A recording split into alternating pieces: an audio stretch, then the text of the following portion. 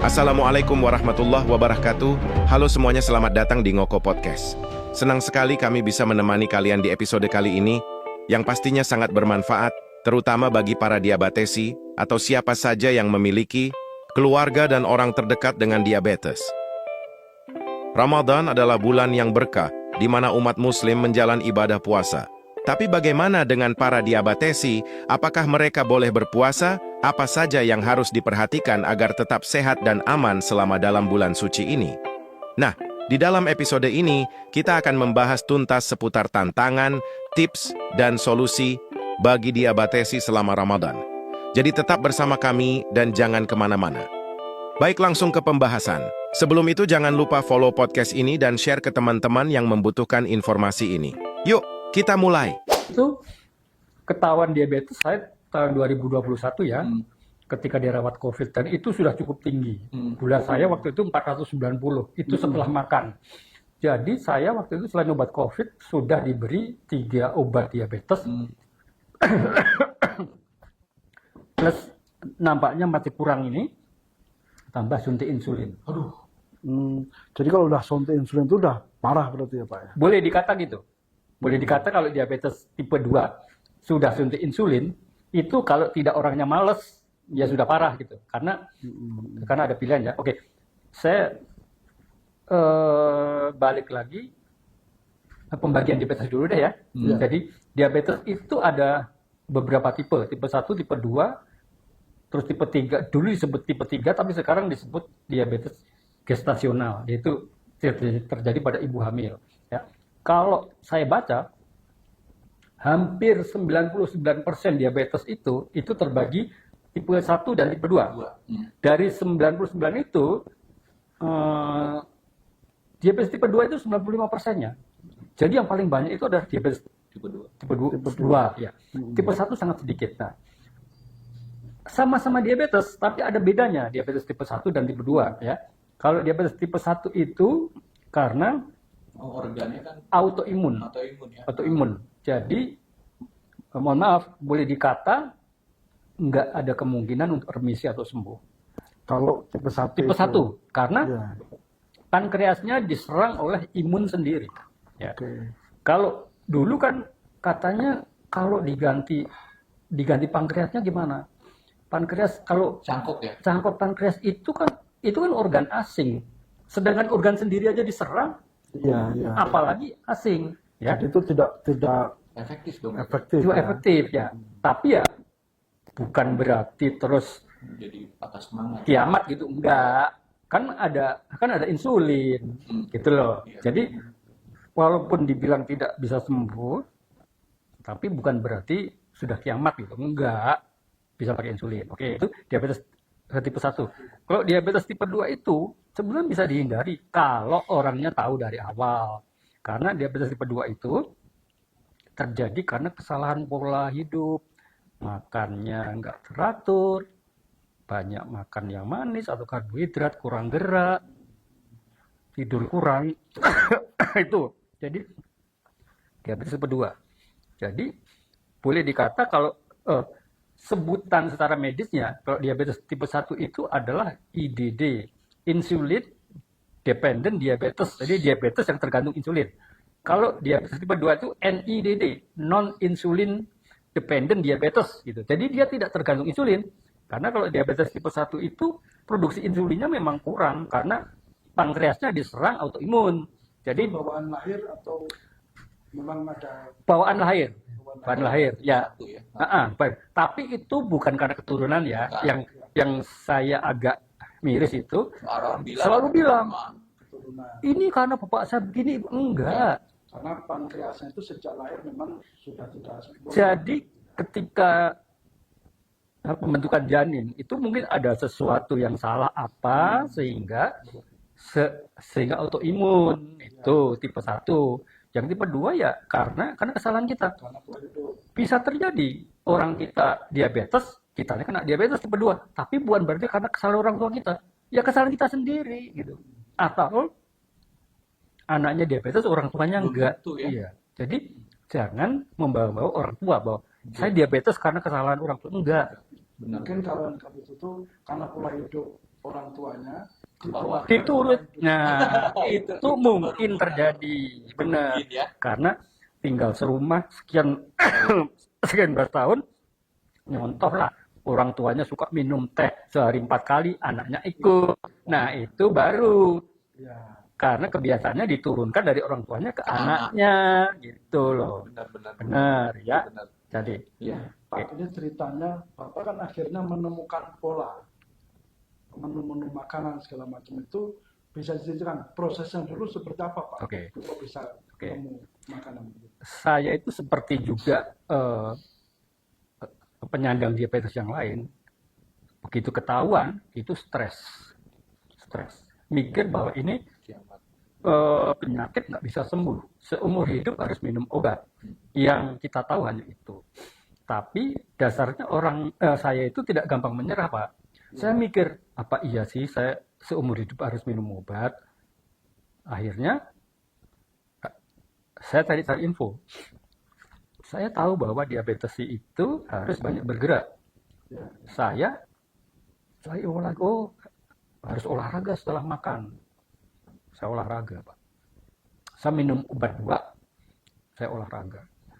Sampai ada 3 kali kejadian yang namanya hipo, Pak. Hipo itu dalam sakit diabetes itu, kalau gula darah dia itu ngedrop, itu namanya hipo. Hipo itu lebih bahaya daripada hiper. Kalau hiper itu kan gulanya tinggi. Itu kalau hiper itu efeknya baru akan terasa jangka panjang gitu loh. Tapi kalau hipo, efeknya bisa saat itu juga. Bahkan bisa bablas, meninggal itu bisa. Saya 3 kali mengalami hipo. Padahal Bapak Sudah minum. Nah, itu justru situ. Saya jadi melihat terus manfaatnya apa saya minum obat. Kadang gula saya tinggi, Turun. tapi kemudian hipo.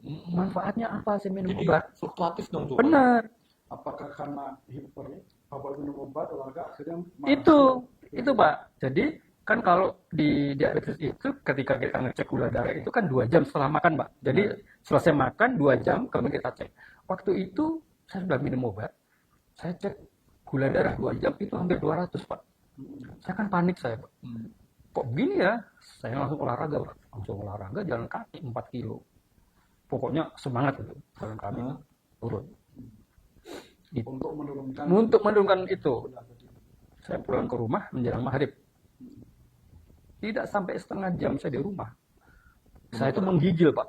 Aduh, menggigil dan lemas, Pak. Lemas, udah nggak bisa berdiri. Saya langsung tahu, saya hipo. Saya cek gula saya, cuma 80. Akhirnya berapa sih, Pak? Nanti dulu, Pak. dari 200 Turun jadi 80. 80. Akhirnya, saya buka kulkas, saya makan tuh. Ada pisang rebus, ada coklat saya makan. Enak lagi. Saya cek lagi gulanya, naik lagi 150. Itu terjadi 3 kali, Pak. Jadi naik turun. Saya bilang, hati itu marah saya. Saat itu juga ya. Saya marah saya. Terus apa gunanya saya minum obat kalau begini? Saya itu berharap minum obat gulanya stabil gitu. Bukan naik turun kayak gini gitu. Dan saya kan tahu, Pak, kalau turun itu yang paling berbahaya. Yang paling berbahaya itu bukan 80, Pak, 52, Pak. Itu langsung hilang kesadaran. hampir, Pak. Itu 50, Pak. Jadi balik lagi, gula darah yang normal itu berapa? Itu masih ada perdebatan, Pak. Jadi gula darah yang normal itu, kalau orang normal, Pak, yang tidak diabetes, itu 2 jam setelah makan itu maksimal 140, Pak. 140, ya. Terus, hipo itu hanya terjadi kalau kita minum obat. Ya. Kalau kita minum obat, gula darah 80 aja kita udah hipo, Pak. Kita udah lemes. Tapi kalau kita nggak minum obat, 70 pun nggak apa-apa. Oh gitu ya? Ya. Karena udah ketergantungan atau gimana, Pak? Apa udah karena efek dari badan itu sendiri? Saya kurang tahu mekanismenya ya. Tapi yang jelas, sekarang ini kita, teman-teman di grup sudah merasakan hipo itu terjadi cuma minum obat. Kalau kita nggak minum obat, nggak masalah. Itu baru tahu saya loh. Orang tuh kebiasaan lu makan obat, apalagi obat terus. Jadi justru makan obat itu lebih berbahaya. Lebih berbahaya dalam tanda kutip ya. Karena kan gini, Pak, mungkin efeknya obat itu kan tidak berhenti ketika kita hipo. Ketika kita hipo, efeknya itu masih jalan, Pak, mungkin, Pak. Oke. Efeknya masih jalan gitu loh. Efek dari obat. Efek dari obat. Ke badan ya. Iya, Makanya masih dia jalan. jadi kayak ini aja melambai Benar, terus itu turun ya. kan. Makanya saya terus gini, begitu saya hipo yang pertama itu, saya tidak lapor dokter. Dosis obat saya langsung saya bagi 2. Jadi hanya setengah. Hipo lagi. Saya turunin jadi 1/4. Hipo lagi.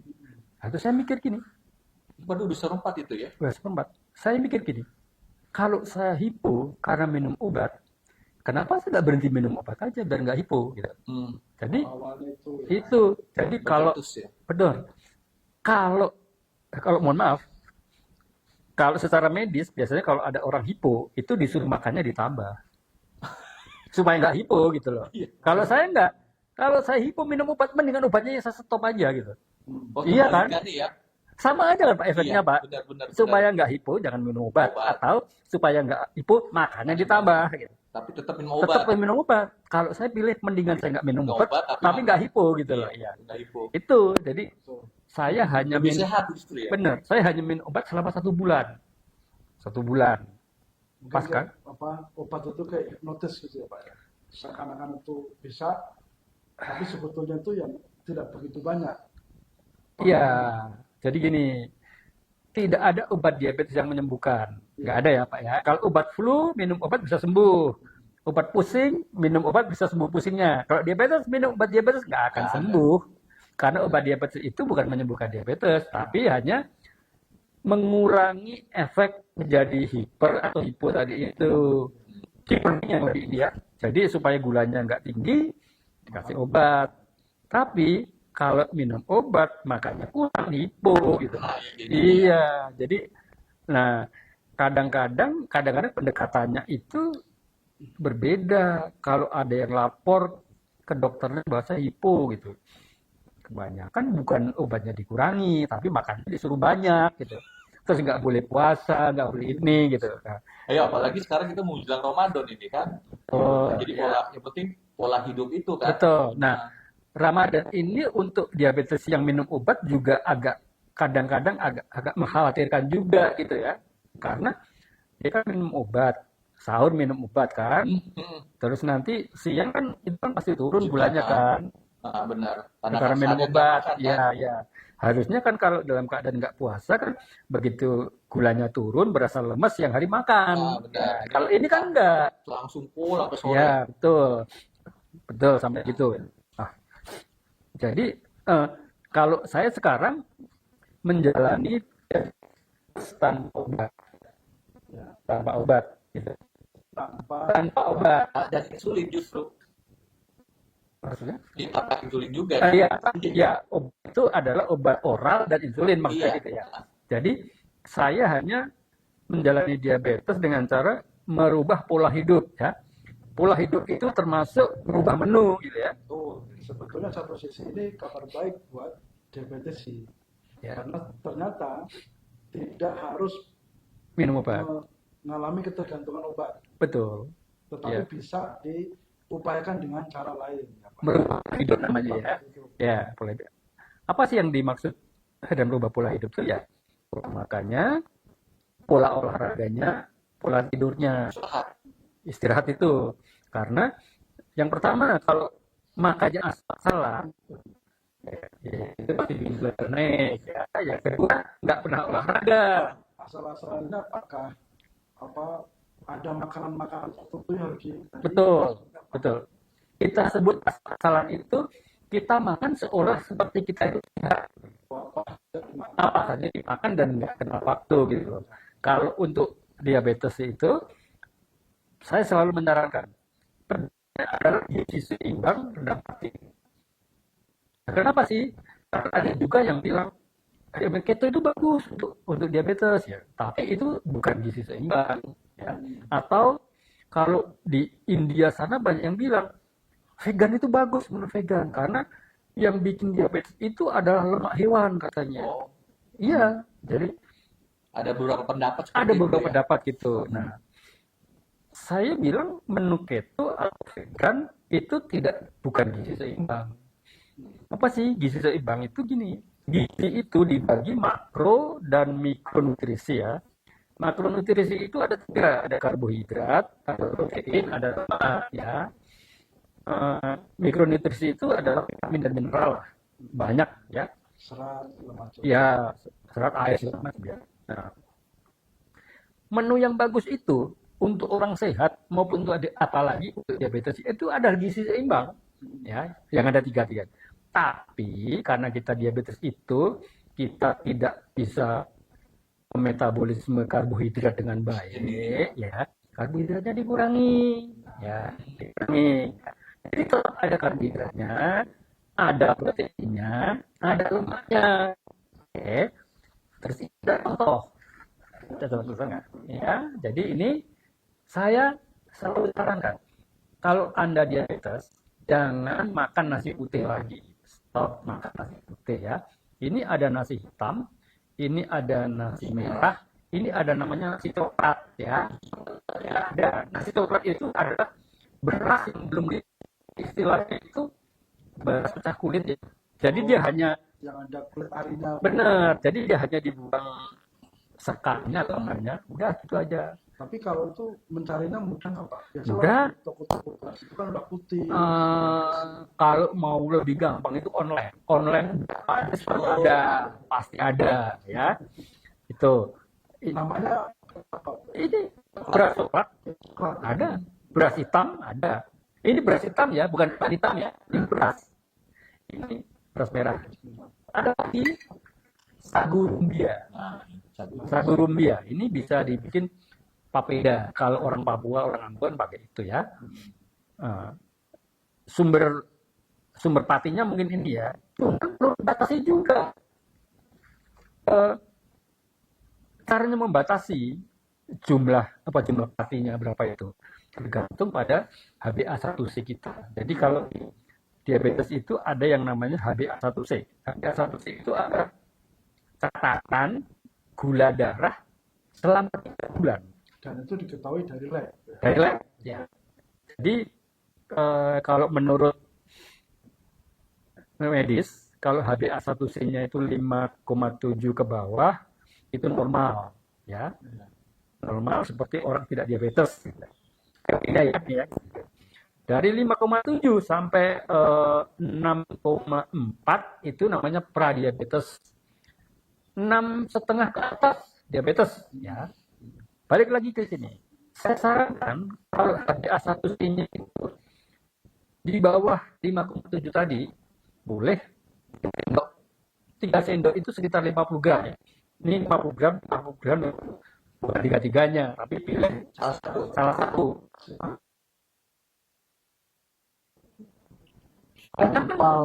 Kebanyakan 3 sendok aja, 3 sendok. 3 sendok saja. Tapi kalau HbA1c-nya masih 6,5 ke atas, yang artinya sudah diabetes dan mungkin diabetes parah, mungkin 1 sendok saja. Itu Mas Adik. Jadi belum diabetes saja, itu cuma 3 sendok. Ini kadang-kadang Iya. ini ya. Oh, enggak. Yang normal, Ini normal. normal itu 3 sendok. 3 sendok. Ya. Masih diabetes tapi HbA1-nya Oh masih rendah gitu ya. rendah, bisa. Ya, ya. Kalau masih tidak terkena diabetes, masih sehat walafiat, itu masih boleh ya. Boleh ya. Tapi juga Tapi jangan ini juga. Jangan mental-mental boleh sehat gitu. itu seperti manggil diabetes. Kalau makan Pokoknya hindari nasi putih. Karena nasi putih itu seratnya sudah berkurang, vitaminnya juga sudah berkurang. Jadi boleh sagu rumbia untuk dibikin papeda ya, atau nasi coklat, nasi hitam, nasi merah. Ya. Ini dari karbohidratnya ya. Jadi karbohidrat itu selain pati juga serat. Tepung udah sama sekali. Tepung sudah enggak. Tepung apapun ya. Tepung apapun sudah nggak boleh. Tepung Iya. seperti itu terutama. Ya. Walaupun juga ini kita bisa makan nasi merahnya, tapi tepungnya nggak boleh. Dibuat tepung, itu udah nggak boleh. Sudah nggak boleh Harus dalam bentuk nasi. dalam bentuk nasi. Karena kalau dibikin tepung itu menaikkan yang disebut indeks glikemik. Jadi indeks glikemik itu adalah kecepatan dia dirubah di gula. Itu beda. Sama-sama sumbernya nasi merah, tapi satu tepung, satu nasi beda. Tepung lebih cepat. Lebih cepat. lebih cepat. Benar-benar. Apalagi di usus itu kan beda ya. Ya, Jadi ada 3 itu ya Pak, yang Iya. dari karbohidrat ya. ya. Nasi hitam, nasi merah, Coklat. nasi coklat, atau Paprika Sagu. sama rumbia ini tadi ya. ya, Sebelum masih ada lagi sorghum namanya ya. Sorghum merah tapi ya. Sorghum itu ada sorghum putih, ada Itu sorghum bukan merah. gandum pakai semacam Bukan, gandum. bukan. Bukan ya? Bukan. Sorghum, Sorghum, ya. bukan gandum. Saya sudah ngetes sorghum merah dan sorghum putih, tetap bagusan sorghum merah. Jadi ini enggak saya ini ya, karena kebanyakan. Oke, kita membahas gizi ya, mulai dari karbo udah saya sebut ya. Kemudian protein. Protein itu adalah tahu tempe, tahu tempe. Hewani itu ya telur, telur, ikan, daging juga boleh. Daging ayam ya. Ayam sama daging beda.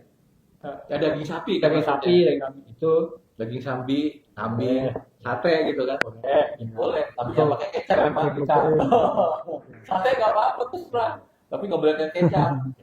Oke, kita sudah bicara karbo dan protein. Sekarang yang ketiga, apa makronutrisi yang ketiga itu adalah lemak.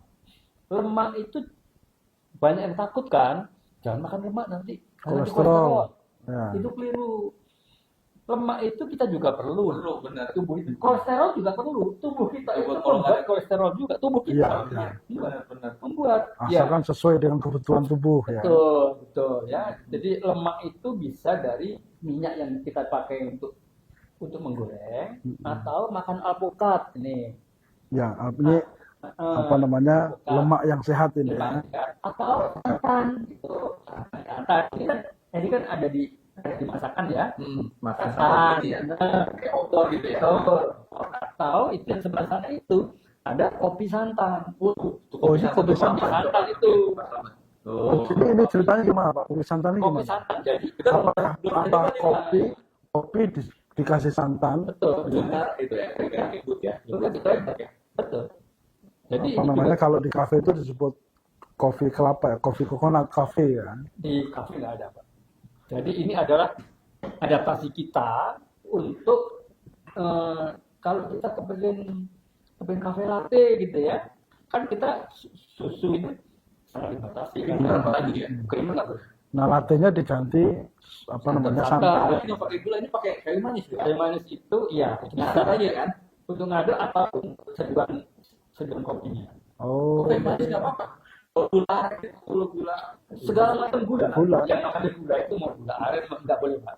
gula Jadi- semut apa? Nggak boleh. Pokoknya namanya gula itu nggak boleh. Madu juga nggak boleh Pak.